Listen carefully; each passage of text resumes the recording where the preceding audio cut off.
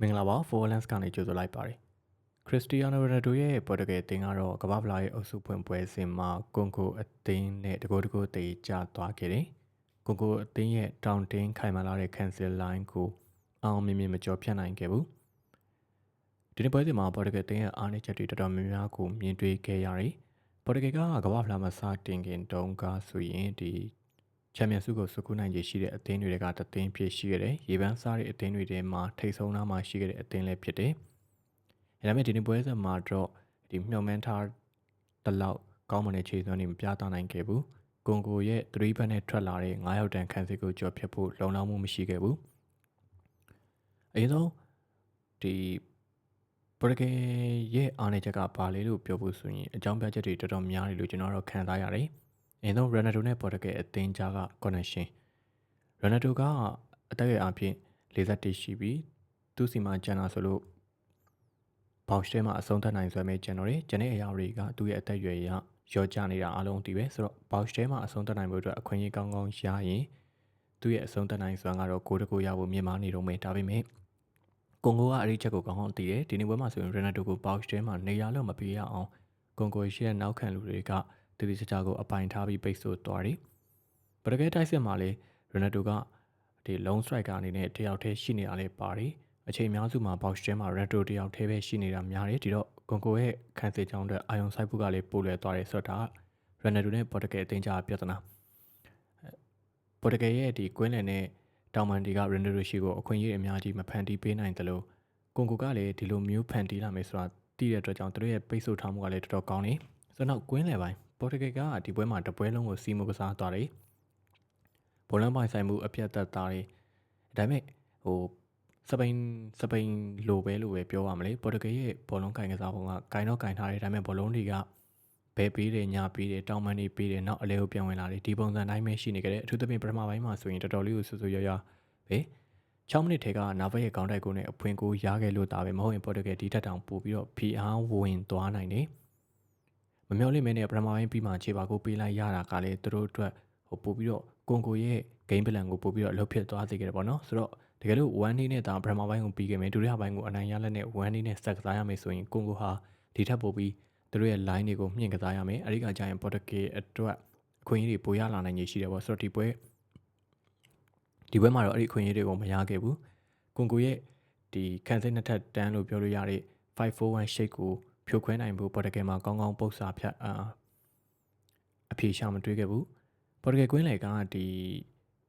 UCL နှစ်ချိန်ဆက်ယူထားတဲ့ Navas နဲ့ Vitinha Juro ကဘောလုံးကင်ကစားတာအရန်ကောင်းနေပြောရရင်သူတို့နှစ်ယောက်ထဲနဲ့တင်ကွန်ဂိုတသင်းလုံးကိုအေးအေးဆေးဆေးတက်တောင့်တက်တာဘောလုံးကင်ကစားဖို့လုံလောက်နေပြီအဲ့ဒါကိုမှကန်ဆယ်လိုနိုနိုမန်တက်စ်ဘနာဒိုဆေးဘာဘရူနိုဖန်တက်စ်တို့လိုပလေယာတွေနဲ့ပေါင်းလိုက်တဲ့ချိန်မှာပေါ်တူဂီကတပွဲလုံးကိုစီးကစားသွားတာအန်ဝစရာမရှိဘူးဒါပေမဲ့ဘောလုံးကင်ကစားထားတယ်ဆိုတိုင်းဆိုတာထက်ပိုပြီးဘာမှပြောစရာအများကြီးမရှိဘူးစုံစားကစားမှုနေတယ်ကီလာဘတ်တွေမမြင်ရသလောက်ဖြစ်တယ် risk UV ပေးတဲ့ပေးပို့မှုတွေဘာမှကိုမတွေ့ရဘူးအထူးသဖြင့်ဒီကွင်းနယ်ဂျိုရိုနှစ်ယောက်ဖြစ်တဲ့ Yao Navas နဲ့ Vitinha တို့က PSG မှာလည်းဒီလိုမျိုး pass တွေအများကြီးပေးပို့လို့ရှိတဲ့ player မဟုတ်ဘူးသူတို့ကဘောလုံး possession ကိုထိမ့်မယ်အတင်းလိုက်ကစားပုံနဲ့တွားတက်တဲ့ player တွေတစ်ဖက်မှာဒီ Bruno Fernandes ကကြတော့အဲ့လိုပုံစံမဟုတ်ဘူးသူ့ရဲ့ type ကကြတော့ဘောလုံးတွေကိုအရင်ပေးနေရမျိုးအားတန်တာမဟုတ်ဘဲနဲ့ကေလာဘတ်တွေနဲ့တိုက်စစ်ကိုမြင်မဲ့ဆန်ဆန်ထိုးပေါက်တတ်တဲ့ player ဆိုတော့ဒီကွင်းလေရဲ့အဓိကသားမှ3ယောက်ကြားမှာလေအချိန်ဆက်မမိတာမျိုးမြင်ရတယ်နောက်ဘနာဒိုဆေးဘာပထမပိုင်းမှာဘနာဒိုဆေးဘာပွဲထွက်တယ်ဒုတိယပိုင်းအစမှာပဲလူစားလဲလိုက်ရတယ်ဒါဖြစ်လဲဖြစ်တဲ့နဲ့ဘနာဒိုဆေးဘာစီကနေကျွန်တော်တို့ဘာမှမမြင်ခဲ့ရဘူးဘနာဒိုကအတွင်းကိုချိုးဝင်ရတာအားတန်တယ်ဒါပေမဲ့သူကငယ်ရွယ်တဲ့ဘနာဒိုမဟုတ်တော့ဘူးဘနာဒိုကလက်ရှိချိန်မှာမန်စီးတီးကနေအခုတော့ထွက်သွားပြီရီယယ်ကိုရောက်ဖို့သတင်းကြီးနေပါတော့ရောက်ပြီလို့လည်းပြောနေကြတယ်ဆိုတော့ထားပါတော့ဘနာဒိုရဲ့မန်စီးတီးအသင်းနောက်ပိုင်း play တွေကိုကြည့်မယ်ဆိုရင်လည်းသူကဂိုးသွင်းယူရလူမဟုတ်ဘူးဂိုးဖန်တီးရလူမဟုတ်ဘူး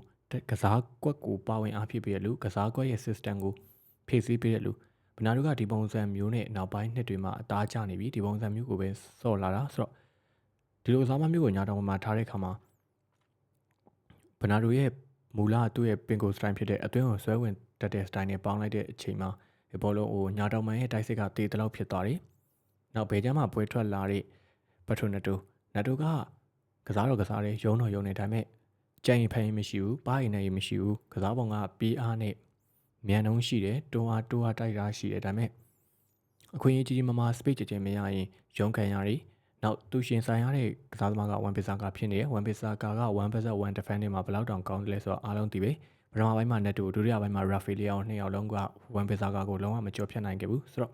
Portugal ကွင်းလေကဘောလုံးကင်ကစားပြီးမယ်အဲ့လိုပြဿနာရှိတယ်အခွင့်အရေးမဖန်တီးနိုင်ဘူးတိုက်စစ်ကိုဘောလုံးပေးပို့မှုတွေတော်တော်ညံ့နေမရှိသလောက်တွေ့ရတယ်အဓိကတိုက်စစ်ကိုဘောလုံးပေးပို့နိုင်တဲ့ကစားသမားက Bruno Fernandes တယောက်ပဲရှိတယ်ဆိုတော့အဲ့ဒီအနေထားမှာကွန်ကိုရဲ့ကွင်းလေကစားသမားတွေက Bruno Fernandes ကိုနေရာလွတ်လုံးဝမပေးဘူး Bruno Fernandes ဘောလုံးလိုချင်ရင် deep line ကိုဆင်းပြီးတော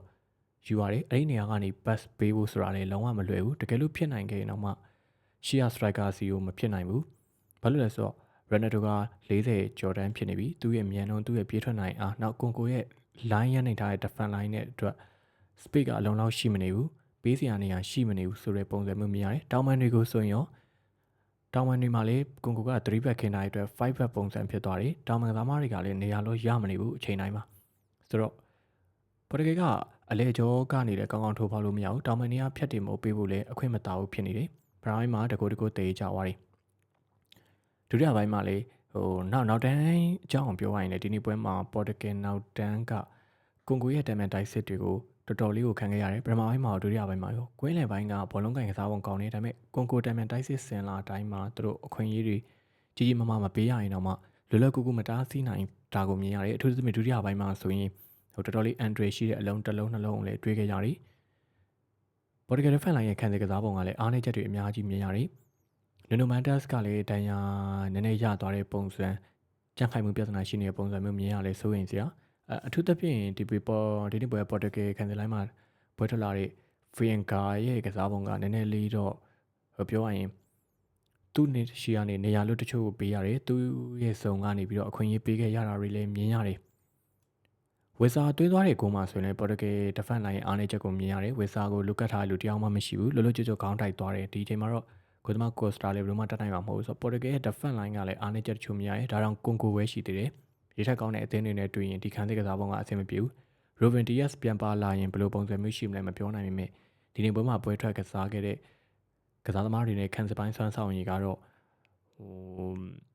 ့ပြောရရင်ချန်ပီယံဆုမျှော်မှန်းရလောက်တဲ့အနေအထားမှာဘယ်လိုမှမရှိဘူး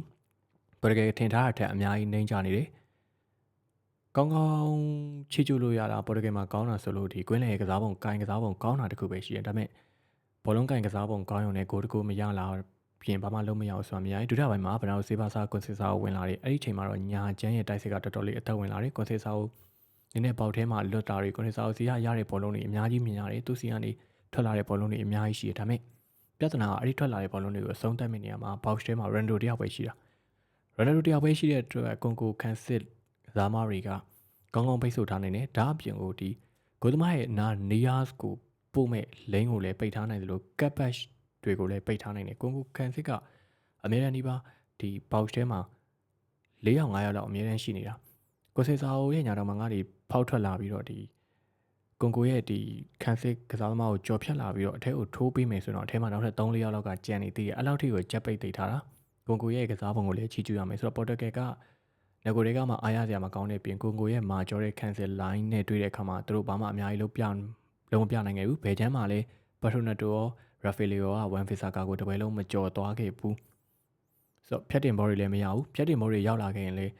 ရိုနယ်ဒိုတယောက်တည်းကွန်ကိုနောက်ခံလို့2ယောက်လောက်ရှိတဲ့အနေအထားမှာဘယ်လို့မှအခွင့်အရေးမရဘူးဆိုတော့ရိုဘတ်တိုမာတီနက်စီကနေလေပေါ်တူဂီရဲ့ကစားပုံကိုကောင်းသွားစေမဲ့လူစားလဲမှုတွေလ